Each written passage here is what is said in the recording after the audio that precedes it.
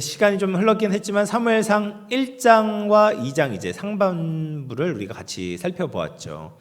그래서 하나님께서 한나의 기도를 들어주셔서 불임이었던 한나가 기적적으로 아들 사무엘을 낳게 되었습니다. 근데 이것도 놀라운 일이었지만 더 놀라운 일이 있었습니다. 한나가 그 기적적으로 받은 아들을 다시 하나님께 바쳤던 것이죠. 자신의 생명과 같은 아들, 자신에게 하나뿐인 독자를 다시금 하나님께 드리는 이 기적과 같은 일이 일어나게 되는 거죠.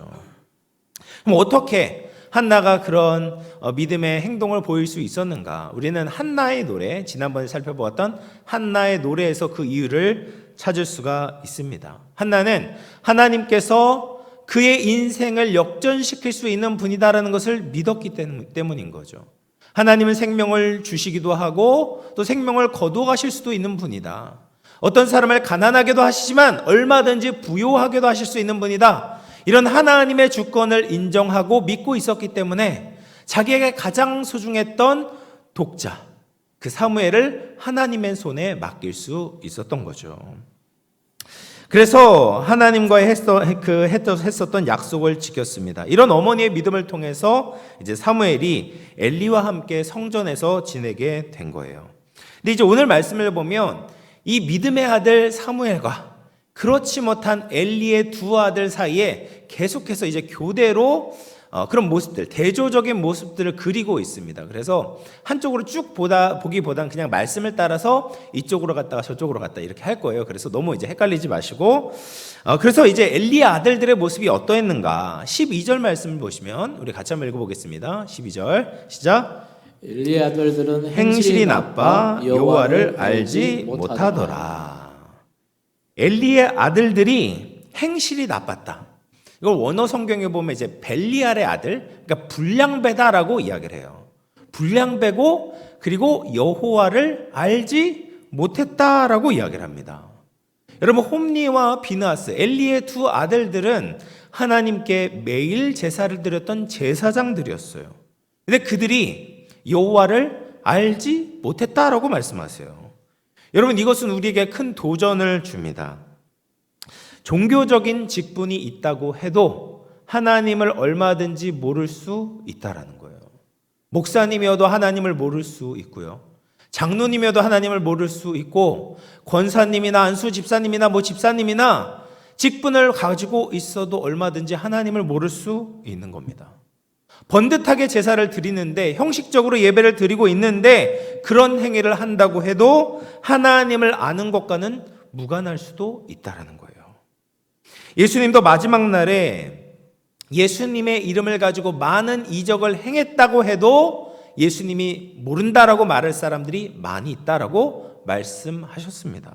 예수님이 모른다는 것이 무엇입니까? 예수님과 관계가 없다라는 거예요. 예수님과 무관하다라는 겁니다. 예수님의 이름을 가지고 많은 이적을 행했어도 그것은 예수님과 아무런 상관이 없는 일이다. 예수님께서 기뻐하시지 않는 일이다라고 말씀하고 계시는 겁니다. 그러면 홈니와 비느하스가 하나님을 모른다는 것을 보여주는 행동이 무엇인가? 17절 말씀 같이 한번 읽어보겠습니다. 시작. 이 소년들의 죄가 여호와 앞에 심히 크면 그들이 여호와의 제사를 멸시함이었더라. 네, 이들이 여호와의 제사를 멸시했다라고 이야기를 합니다. 제사장들이 이제 제사에 참여를 하게 되잖아요. 이렇게 제사를 드리는 것을 이렇게 도와준단 말이에요. 그러다 보면 이제 제사장이 받게 되는 몫이 있었어요. 그러니까 레위인들은 그들의 분깃이 따로 있지 않기 때문에, 자기들의 땅이 없었기 때문에 하나님만 섬기도록 하나님께서 정하셨기 때문에 하나님께 드려지는 제물 중에 제사장의 몫, 레위인의 몫이 있었다라는 겁니다. 그런데 제사장이 몫이 있다고 해도 하나님께 드려진 제물을 아무 것이나 먹을 수는 없었습니다. 특별히 하나님이 받으셔야 되는 기름은 절대로 먹어서는 안 됐습니다. 그런데 이 엘리의 아들들이 고소한 기름이 남아있는 부분이 먹고 싶었던 거예요. 그래서 제사를 위해 잡은 고기에서 기름을 분리하기 전에 그 고기 덩어리를 요구했던 것이죠. 율법에서 보면 하나님께 바쳐야 되는 기름을 먹는 자는 반드시 죽어야 된다라고 말씀하고 계십니다. 그래서 다시 말해서 이들은 하나님의 것을 도둑질했기 때문에 죽어 마땅한 죄를 저지르고 있다라는 거예요. 종이 하나님께서 은혜를 베푸셨는데 그것을 원수로 갚고 있는 겁니다. 그래서 17절에는 이 소년들의 죄가 심히 큰 죄를 저질렀다라고 말씀하고 계시는 거죠. 여러분, 우리가 예배를 드릴 때 이 예배를 쉽게 생각해서는 안 됩니다. 우리 예배를 받으시는 하나님이 어떤 분이신지 알지 못한 채 무지한 채 드리는 예배를 하나님께서는 기뻐 받으시지 않습니다. 하나님이 받으셔야 되는 영광을 자신이 받으면서 하나님을 위하는 척 가정스럽게 드려지는 예배를 하나님께서는 기뻐 받으시지 않는다. 하나님이 그것을 심히 큰 죄다라고 말씀하고 계시는 거예요. 그래서 우리는 하나님을 하나님으로 높이고 하나님이 받으셔야 되는 영광을 드릴 수 있는 저와 여러분 될 수 있기를 주의 이름으로 축원을 드리겠습니다. 그리고 나서 이제 또 사무엘에 대해서 얘기를 해요. 그러니까 엘리의 아들들 얘기했다가 또 사무엘을 또 얘기를 합니다. 사무엘이 이 엘리의 두 아들과 다르게 굉장히 신앙적으로 아름답게 자라고 있는 것을 보여줍니다. 사무엘이 어릴 때 세마포 에봇을 입고 여호와 앞에 섬겼다라고 이야기를 하고 있습니다. 이 세마포 에봇은 제사장들이 입던 옷이었습니다. 그래서 하나님은 이미 엘리의 두 아들을 제사장으로 인정하는 것이 아니라 어린 사무엘을 제사장으로 인정하고 있다는 것을 의미하고 있는 것입니다. 율법에 따르면 아론의 후손들은 30세가 될 때까지는 제사장 사역을 할 수가 없었습니다. 그리고 25세가 되어야지 성전에서 근무를 할 수가 있었어요. 그리고 이제 제사장 견습생들은 20세는 되어야지 견습생으로서 훈련을 받을 수가 있었어요. 그런데 이 사무엘은 특별히 젖을 떼자마자 성전에 맡겨지게 되고 세마포 에봇을 입고 있는 거죠. 그래서 하나님께 온전히 바쳐진 나실인으로서 지금 특별하게 하나님을 섬기는 사역을 사무엘이 감당하고 있다는 것을 보여주고 있습니다. 그렇게 이제 사무엘이 하나님의 성전에서 이제 하나님을 섬기는 일을 하고 있는데 한나는 여전히 사무엘에 대한 애틋한 마음을 가지고 있었어요. 당연히 그렇지 않겠습니까? 배 아파서 10달 배 아파가지고 난 아들이 얼마나 눈에 선하겠습니까? 그래서 매년 제사를 드리러 성전에 올라갈 때마다 사무엘이 입을 만한 작은 겉옷을 지어가지고 올라간 거예요. 그래서 이제 그것을 아마 엘리에게 전해 주었겠죠. 그렇게 전해 준 겁니다. 그런데 하나님께서는 이런 한나를 그냥 두시지 않고 그를 보살펴 주시는 거예요. 그래서 여호와께 서원한 대로 약속을 지켰던 한나에게 세 아들과 두 딸을 낳게 하신 겁니다. 그래서 그녀에게 5배의 자녀의 축복을 허락하신 것이죠. 우리가 하나님과의 약속을 지키는 것, 하나님께 드리는 것에 대해서 인색할 필요가 없습니다.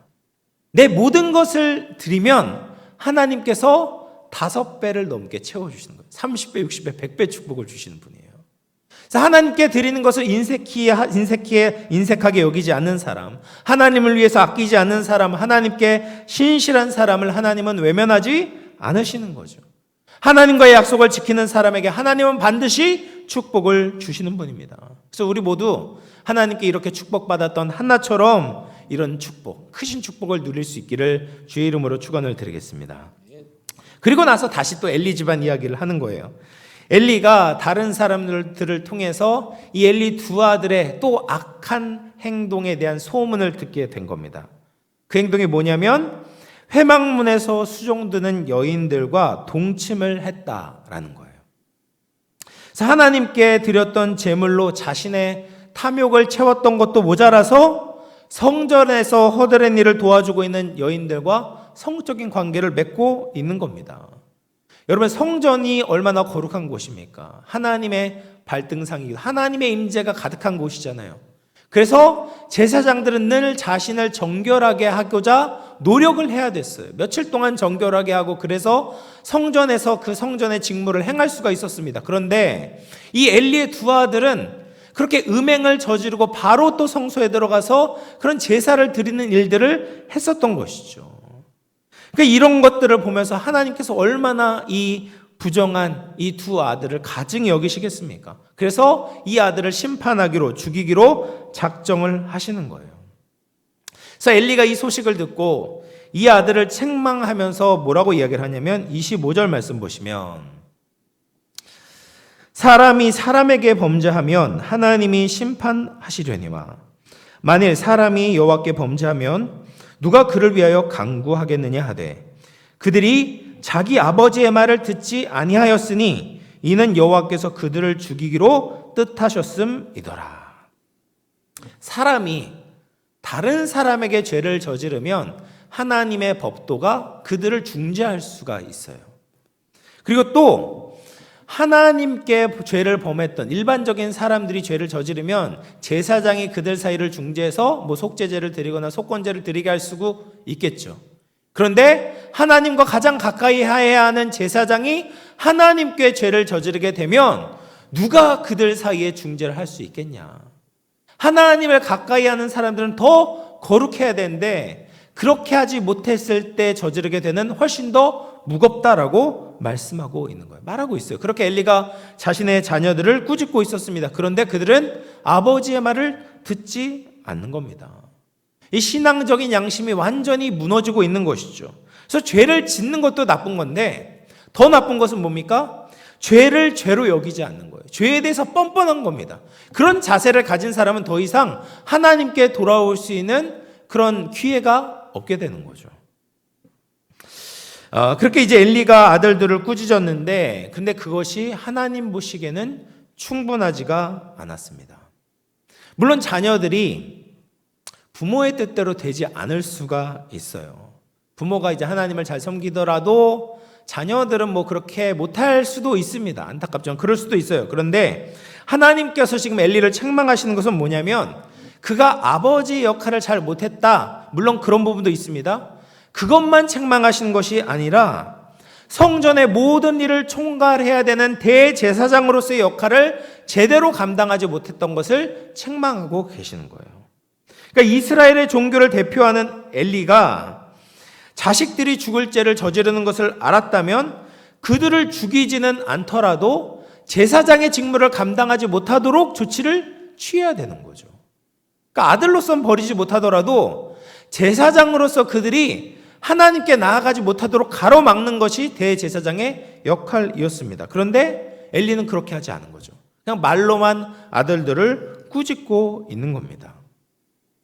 그러니까 엘리는 이스라엘의 최고 종교의 지도자로서 하나님 말씀에 불순종하고 있었던 겁니다.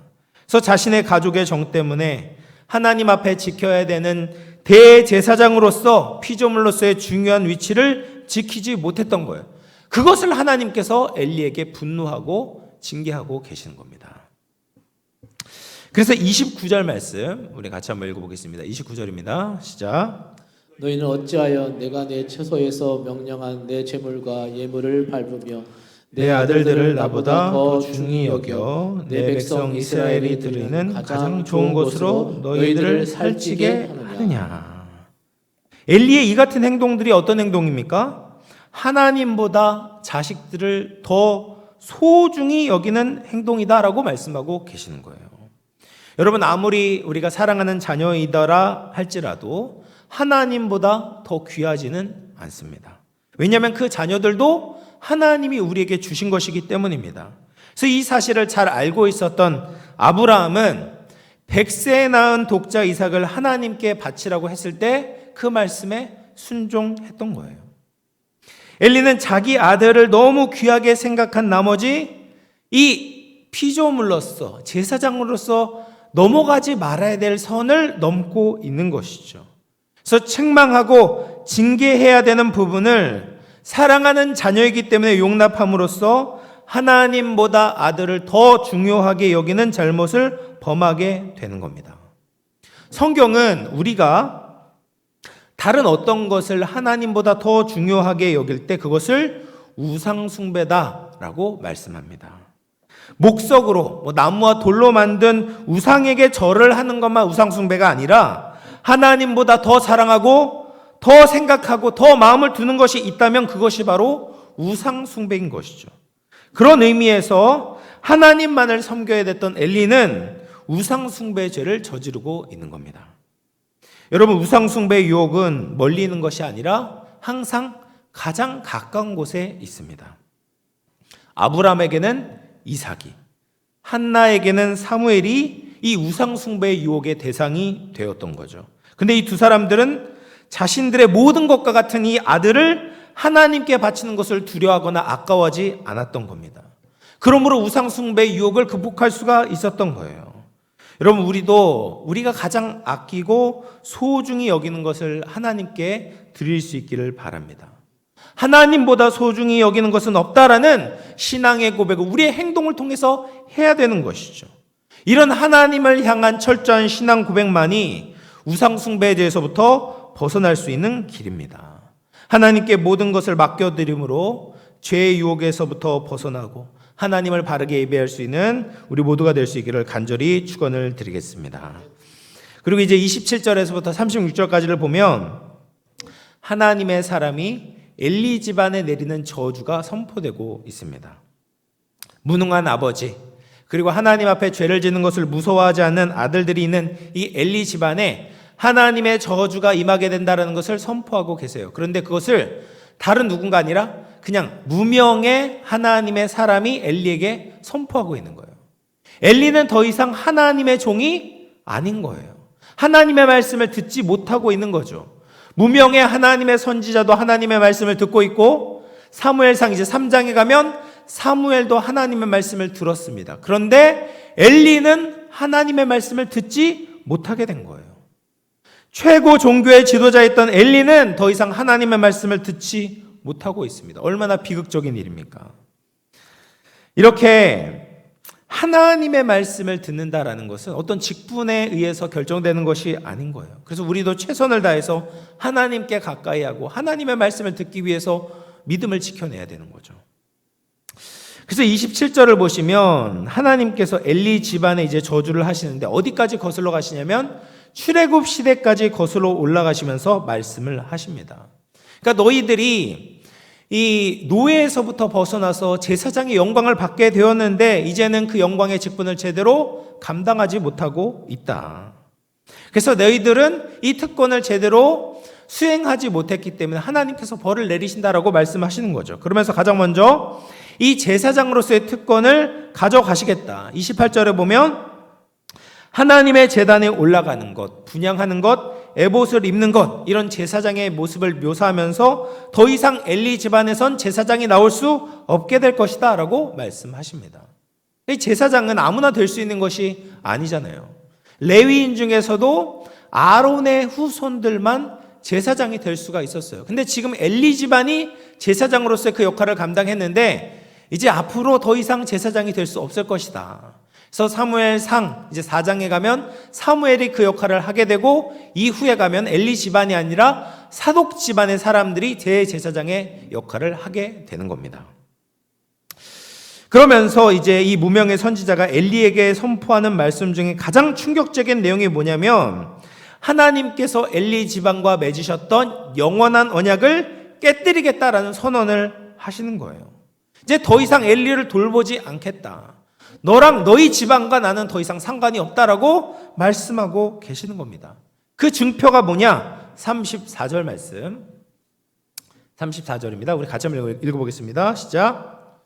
내 두 아들 홈니와 비느하스가 한날에 죽으리니 그 둘이 당할 그 일이 내게 표징이 되리라.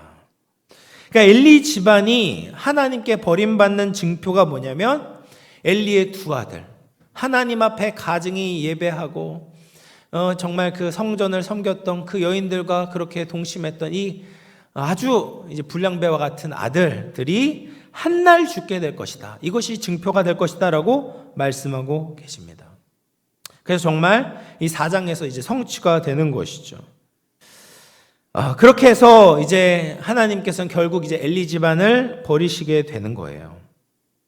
그러면서 이제 여호와께서는 엘리 제사장의 자리에 충실한 제사장을 세우겠다라고 말씀을 하십니다. 여러분, 이런 재앙, 엘리 집안이 버림받고 제사장이 더 이상 될 수 없게 되는 이런 재앙을 받게 되는 결정적인 이유가 무엇입니까? 우리가 처음에 읽었었던 2장 30절에 그 내용이 있습니다. 30절 하반절만 제가 읽어보겠습니다. 나를 존중히 여기는 자를 내가 존중히 여기고 나를 멸시하는 자를 내가 경멸하리라. 하나님께서는 자신을 존중히 여기는 자를 존중히 여기시고 자신을 멸시하는 자는 내가 경멸하겠다라고 말씀하고 계십니다. 하나님께서 사람을 평가하는 새로운 기준을 세우시는 거예요. 이제 더 이상 당연한 것은 없는 겁니다. 제사장의 직분도 얼마든지 폐해질 수 있는 거예요. 아버지가 제사장이라고 해서 아들이 당연히 제사장이 되는 것이 아니다. 제사장 세습이 당연시 여겨졌던 그 당시 시대 상황에 있어서 굉장히 파격적인 말씀을 하고 계시는 겁니다. 이 말씀은 어떤 사람들에게는 굉장히 무서운 심판의 말씀이 되기도 하지만 또 어떤 사람들에게는 새로운 기회가 되는 은혜의 말씀이 되기도 하는 겁니다. 이 하나님이 정하신 새로운 원칙을 따르면 이전에 가지고 있었던 기득권, 특권 의식은 아무 의미가 없게 되는 거죠. 이제 중요한 것은 무엇입니까? 본인이 얼마나 하나님을 사랑하고 있는가, 본인이 얼마나 하나님을 경외하고 있는가, 본인이 얼마나 하나님을 존중히 여기는가에 달려 있다라는 거예요. 아무리 명문가 출신이고 왕족 출신이라고 해도 본인이 하나님을 존중히 여기지 않고 멸시한다면 하나님의 심판을 피할 수 없다라고 말씀하고 계십니다. 반면 아무리 비천한 사람이라고 할지라도 하나님을 존중히 여기고 하나님을 경외하는 사람이라면 하나님의 존중히 여김을 받게 되고 영화롭게 될 것이라고 약속하고 계시는 거죠.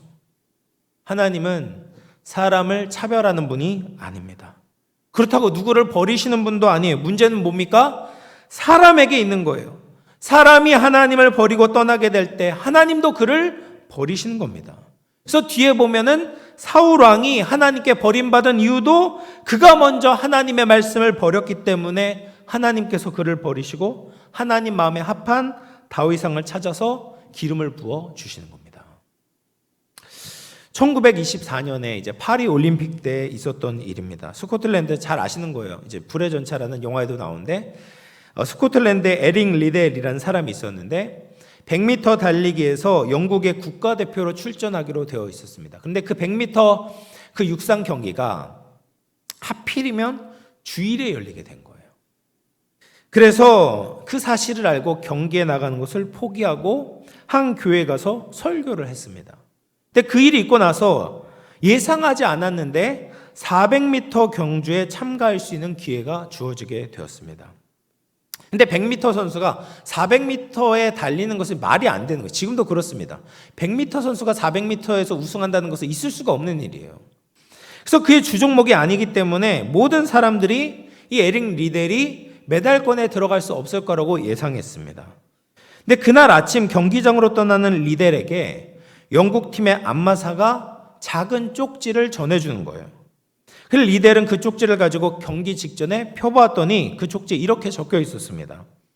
옛날 책에 이렇게 적혀 있습니다. 누구든지 나를 존중하는 자를 내가 존중하리라. 항상 이 말씀에 성공할 수 있기를 바랍니다. 오늘 본문에 기초한 권면이었죠. 그래서 이 에릭 리델이 400m 달리기에서 세계 신기록을 세우면서 금메달을 따게 됩니다. 여러분, 하나님은 자신을 존중히 여기는 자를 존중히 여기시고 생각지도 못한 방법으로 높이시고 세상의 존중을 받도록 하십니다.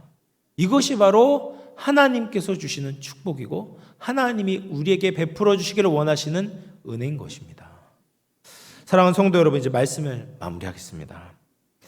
우리 자녀 중에서 아무도 홈리와 비느하스처럼 되기를 원하는 사람은 없을 겁니다. 다 사무엘처럼 어렸을 때부터 하나님을 잘 섬기고 또 장성해서 하나님 나라와 이웃과 민족을 위해서 귀히 쓰임받는 자녀들이 되기를 원할 것입니다. 그렇다면 우리가 어떻게 해야 될까요? 한나처럼 자녀들을 위해서 애절하게 기도하고 또 어렸을 때부터 하나님을 섬기는 사람이 되도록 잘 가르쳐 주어야 됩니다. 무엇보다도 우리가 먼저 하나님을 존중히 여기고 하나님께 드린 예배를 소중히 여기고 또 하나님께 드리는 것을 아까워하지 않는 신앙의 모범을 보여주어야 되는 거죠. 우리 모든 이 영암의 가정들이 하나님을 존중히 여기고 하나님을 전심으로 사랑함으로 말미암아 하나님의 사랑을 받고 하나님의 존중히 여김을 받는 우리 모든 영암의 권속들, 영암의 가정들 될 수 있기를 주님의 이름으로 축원을 드리겠습니다. 기도하겠습니다.